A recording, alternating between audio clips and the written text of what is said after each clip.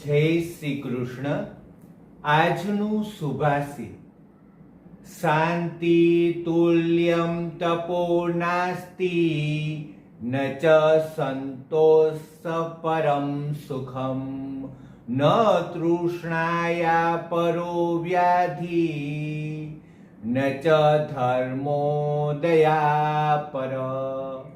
આ સુભાષિતમાંથી આપણને એ સંદેશ મળે છે કે આ જગતમાં શાંતિ જેવું બીજું કોઈ તપ નથી, સંતોષથી મોટું કોઈ સુખ નથી, લોભથી ભયંકર કોઈ રોગ નથી અને દયાથી મોટો બીજો કોઈ ધર્મ નથી.